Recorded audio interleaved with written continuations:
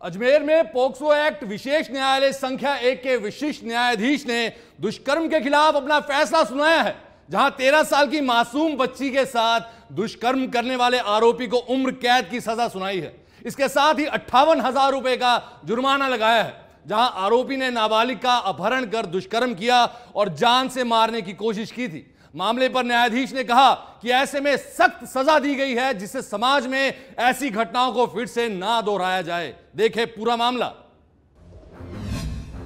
13 साल की मासूम से की थी दरिंदगी, ताउम्र जेल में रहेगा नाबालिग से रेप का आरोपी। सोती हुई लड़की को उठा ले गया था आरोपी। जज ने कहा नरमी का रुख नहीं अपनाया जा सकता। अजमेर में 13 साल की मासूम बच्ची से रेप के आरोपी को कोर्ट ने सजा सुनाई। कोर्ट ने 3 साल बाद फैसला सुनाते हुए आरोपी संवार लाल माली को दोषी करार देते हुए अंतिम सांस तक जेल में रहने की सजा सुनाई। ये घटना अजमेर के केकड़ी थाना क्षेत्र में अप्रैल 2020 की है। अजमेर के पोक्सो एक्ट विशेष न्यायालय संख्या 1 के विशिष्ट लोक अभियोजक रुपेंद्र सिंह परिहार ने बताया कि केकड़ी थाना क्षेत्र के गांव में 27 अप्रैल 2020 को मासूम बच्ची का अपहरण कर उसके साथ केकड़ी निवासी सांवरलाल ने दुष्कर्म किया। इतना ही नहीं, आरोपी ने मासूम बच्ची पर जानलेवा हमला भी किया था। बच्ची को ढूंढते हुए परिजन पहुंचे तो बच्ची लहूलुहान हालत में मिली। इसके बाद केकड़ी थाना पुलिस को मामले में रिपोर्ट दी गई। पुलिस ने मामले की गंभीरता को देखते हुए मामला दर्ज कर 29 अप्रैल को आरोपी सांवरलाल को गिरफ्तार किया।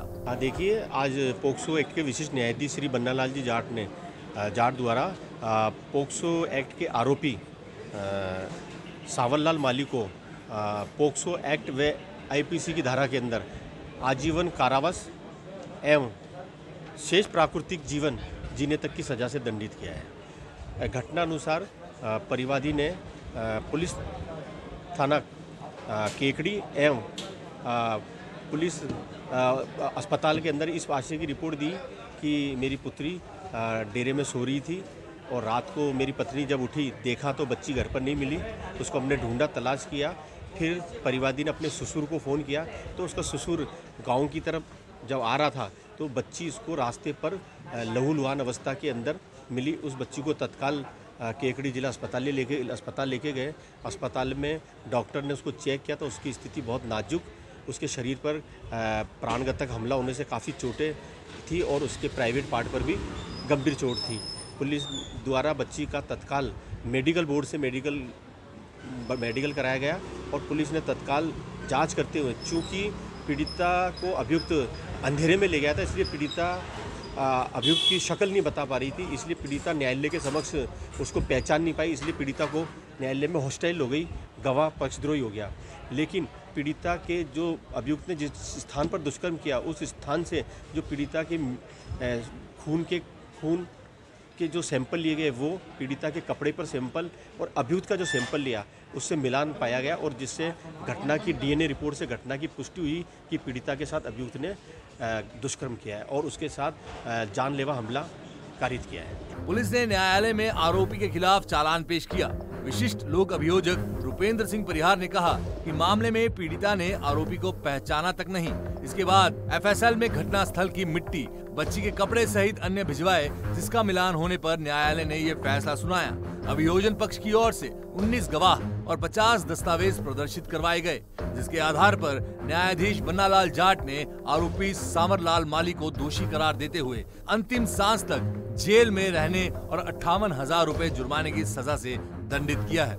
न्यायाधीश ने मामले में टिप्पणी भी की है कि इस तरह की गंभीर प्रवृत्ति के मामले में नरमी बरतना उचित नहीं। ऐसे में सख्त सजा दी गई है, जिससे समाज में ऐसी घटनाओं को अंजाम देने से पहले हर कोई बार बार सोचे और इन घटनाओं पर एक तरह से काबू किया जाए। बांसवाड़ा जिले के अर्थुना कस्बे में पिता ने सोते हुए बेटे पर तलवार से हमला कर मौत के घाट उतार दिया। बेटे को तलवार से हमला करने के बाद आरोपी पिता ने अपने भाई को पूरी सूचना दी और मौके से फरार हो गया। आरोपी के भाई ने अर्थुना थाना पुलिस को सूचना दी, जिसके बाद मौके पर पुलिस पहुंची। देखें पूरी रिपोर्ट। आरोपी पिता को पुलिस ने किया डिटेन। पुलिस कर रही आरोपी से पूछताछ। मां के साथ शराबी बेटे ने मारपीट की। गुस्साए पिता ने बेटे को दी मौत। घरेलू झगड़े के चलते पिता भंवर सिंह ने अपने बेटे नरेंद्र सिंह को मौत के घाट उतार दिया। अर्थुना गांव में आक्रोशित पिता ने अपने ही जवान बेटे की तलवार से गर्दन काट दी। पुलिस ने शव कब्जे में लिया और आगे की कार्रवाई शुरू कर दी है। घटना से गांव में सनसनी फैल गई। मृतक नरेंद्र कुछ समय से बेरोजगार था। कुछ समय पहले अहमदाबाद में मजदूरी करता था, लेकिन कोविड के चलते अपने घर पर ही रह रहा था। पिता पुत्र में आए दिन बहस होती रहती थी। पिता निजी स्कूल की बस में ड्राइविंग करते हैं और परिवार में इकलौता पुत्र था। मिली जानकारी के अनुसार मां के साथ शराबी बेटे ने मारपीट की थी, जिसके बाद अल सुबह पिता ने सोए हुए बेटे पर तलवार से हमला कर उसकी गर्दन काट दी। इस घटना से पहले आरोपी पिता ने अपने भाई को घटनाक्रम की जानकारी दे दी और मौके से भाग गया। पुलिस ने आरोपी पिता को डिटेन कर लिया है। आज रात्रि को अर्थुना में भंवर सिंह चौहान उम्र 70 साल ने अपने घरेलू झगड़ों की परेशानियों से परेशान होकर के अपने बेटे नरेंद्र सिंह, जिसकी उम्र 34 साल है, रात को तलवार से उसकी गर्दन काट करके उसकी हत्या कर दी गई है। इस पर प्रकरण पंजीबद्ध करके नियमानुसार किया जा रहा है। मुलजिम को डिटेन कर लिया गया। घटना के पीछे मूल वजह पुलिस ने आए दिन पारिवारिक विवाद और कलह का कारण बताया है। इसी के चलते घटना को अंजाम दिया जाना बताया गया है। घटना से पहली रात को पारिवारिक झगड़ा भी हुआ था। अर्थुना थाना पुलिस अधिकारी रमेश मीणा ने बताया एवं मृतक के परिजनों की मौजूदगी में पोस्टमार्टम कराया जा रहा है और पुलिस ने 302 में मामला दर्ज किया है। आगे की कार्रवाई जारी होना बताया गया है। 3 दिन पहले ही मृतक नरेंद्र अपनी बीवी को उसके भाई के आसपुर तहसील के पांचली गांव में छोड़कर आया था। सूचना पर मृतक की बीवी भी पहुंची और मौके पर जमकर विवाद हुआ। फिलहाल पुलिस ने मामला दर्ज कर आगे की कार्रवाई शुरू कर दी है। तो खबर अब कोटा से, जहां एक सरकारी कर्मचारी की संदिग्ध मौत के बाद परिजनों ने हत्या की आशंका जताई है। उद्योग नगर थाना क्षेत्र के प्रताप नगर में रहने वाले पुष्पेंद्र सिंह मॉर्निंग वॉक कहकर घर से निकलते हैं, लेकिन उनको अचेत हालत में 2 युवक मोटरसाइकिल पर बिठाकर वापस लाते हैं, घर के बाहर छोड़कर जाते हैं। परिजन जब पुष्पेंद्र सिंह को लेकर अस्पताल पहुंचते हैं तो डॉक्टर उन्हें मृत घोषित कर देते हैं। परिजनों ने आरोप लगाया है कि हत्या का मामला है। आखिर क्या है ये पूरा मामला, देखें ये रिपोर्ट। सरकारी अधिकारी की संदिग्ध मौत। बाइक सवार 2 लोगों ने अचेत हालत में घर के बाहर छोड़ा। शरीर पर जलने के निशान। कोटा के उद्योग नगर थाना इलाके में सरकारी अधिकारी की संदिग्ध मौत का मामला सामने आया है, जहां बाइक सवार 2 लोग अचेत हालत में अधिकारी को घर के बाहर छोड़कर चले गए। परिजनों के अनुसार मृतक के पैरों में जलने के निशान थे। परिजनों ने हत्या की आशंका जताते हुए थाने में शिकायत दी। मृतक पुष्पेंद्र सिंह राजावत बोरखेड़ा में रहते थे। जिला उद्योग केंद्र में सहायक प्रशासनिक अधिकारी के पद पर तैनात थे। मृतक के दामाद ने बताया कि दोपहर 3 बजे उसकी सास का फोन आया था। सास ने बताया कि बाइक सवार 2 जने आए, घर की घंटी बजाई और उसके ससुर को घर के बाहर चबूतरे पर पटक कर चले गए। इसका सीसीटीवी फुटेज भी सामने आया है। उनसे पूछा तो शराब के नशे में बेहोश होने की कहकर चले गए। उनके पैर में जलने के निशान थे। शरीर पर फफोले थे। इसके बाद ससुर को इलाज के लिए हॉस्पिटल लेकर आए, जहां डॉक्टर ने चेक कर मृत घोषित किया। कल शाम को MBS कोटा में श्री प्रतीक सिंह तंवर द्वारा एक प्रार्थना पत्र पेश किया कि मेरे जो ससुर है पुष्पेंद्र सिंह जी प्रताप नगर में रहते थे, जो कल सुबह घर से मॉर्निंग वॉक के लिए निकले थे। शाम को घर पर नहीं आए थे, तो उनकी सास ने दिन में 3 बजे करीब बताया कि उनके ससुर जो पुष्पेंद्र सिंह जी को 2 आदमी मृत अवस्था में घर पे पटक के गए, जिस पर इनके द्वारा जो रिपोर्ट दी है। अब उस संबंध में पुष्पेंद्र सिंह जी की बॉडी कल से MBS में रखी हुई है। इनको जो है रिपोर्ट दी, उस पर मृतक पुष्पेंद्र सिंह का पोस्टमार्टम करवाया जा रहा है। जो भी घटना होगी उसके संबंध में बिंदु पर जांच की जा रही है। दामाद प्रतीक ने बताया कि ससुर पुष्पेंद्र मॉर्निंग वॉक के लिए घर से निकले थे और वे मोबाइल और बाइक भी लेकर नहीं गए थे। दोपहर 2:45 बजे बाइक पर 2 सवार जने उन्हें घर छोड़ने आए। मामले का पता किया तो सामने आया कि उसके ससुर किसी शराब के ठेके पर बैठे थे। छत पर खुले तार होने से करंट की चपेट में आए। उनके शरीर पर फफोले हो गए। प्रतीक ने सवाल उठाया, दोपहर में छत पर बैठकर कोई शराब नहीं पी सकता। उन्होंने बाइक सवार 2 युवकों पर हत्या का अंदेशा जताया है और पुलिस को शिकायत दी है। परिजनों ने कहा कि जब तक दोनों आरोपियों को पकड़ा नहीं जाएगा तब तक मोर्चरी से शव नहीं उठाएंगे। उद्योगनगर थाना एएसआई मुकेश कुमार जांगीर ने बताया कि शिकायत के अनुसार पुष्पेंद्र शुक्रवार सुबह मॉर्निंग वॉक के लिए निकले थे, जिन्हें दोपहर में 2 बाइक सवार घर छोड़कर गए। मृतक के शरीर पर जलने व फफोले के निशान थे। परिजनों की शिकायत के आधार पर कार्रवाई करेंगे। सुजानगढ़ के जेडीजे ज्वेलर्स पर 26 अप्रैल को हुई फायरिंग के 2 आरोपी गोपाल चरण और लिखमाराम को कोतवाली पुलिस ने बाजार में घुमाते हुए मौका स्थल की तस्दीक करवाई है। फायरिंग के दोनों आरोपियों को घंटाघर से अनुगण बाजार होते हुए जेडीजे ज्वेलर्स लाया गया। दोनों आरोपियों से उनके द्वारा किए गए अपराध को लेकर तस्दीक करवाई गई है। देखें ये पूरी रिपोर्ट। जेडीजे ज्वेलर्स फायरिंग मामला, 1 महीने बाद पुलिस को मिली सफलता। जेडीजे ज्वेलर्स फायरिंग मामले में 2 और गिरफ्तार। मुख्य सरगना पर पुलिस ने रखा इनाम। जेडीजे ज्वेलर्स पर 26 अप्रैल को हुई फायरिंग के मामले में दोनों आरोपियों से उनके द्वारा किए गए अपराध को लेकर तस्दीक करवाई गई है। गौरतलब है कि इस प्रकरण के सभी आरोपी, जिनमें फायरिंग के मुख्य रूप से गिरफ्तार हो चुके हैं, 26 अप्रैल को घटनास्थल पर एक को पुलिस और जन सहयोग से दबोचा गया था। पुलिस की विशेष टीम ने इन दोनों पुरुष आरोपियों को गिरफ्तार किया था। उन्होंने फायरिंग की घटना को अंजाम दिया। घटना का मास्टरमाइंड अभी भी पुलिस की गिरफ्त से बाहर है। वीरेंद्र चारण, जो कि मुख्य षड्यंत्र करता है, जिस पर पुलिस ने बड़ा इनाम रखा है। तो 26 अप्रैल को सुजानगढ़ में फायरिंग हुई थी। फायरिंग की घटना को जो है प्रकरण द्वारा उसमें आरोपी जो है गोपाल राम और लिखमाराम को गिरफ्तार किया गया। आज उनको अनुसंधान के लिए जो यहाँ घटनास्थल तस्दीक करवाने के लिए लेकर आए, जिनसे घटनास्थल तस्दीक कराई। बता दें कि जेडीजे ज्वेलर शॉप के मालिक पवन सोनी के पास 25 अप्रैल को व्हाट्सएप कॉल पर इंटरनेट कॉलिंग के जरिए कॉल आया था। कॉलर ने अपने आप को लॉरेंस बिश्नोई गैंग के रोहित गोदारा बताते हुए 2 करोड़ रुपए की फिरौती मांगी थी। फिरौती नहीं देने पर अंजाम भुगतने की चेतावनी दी गई थी।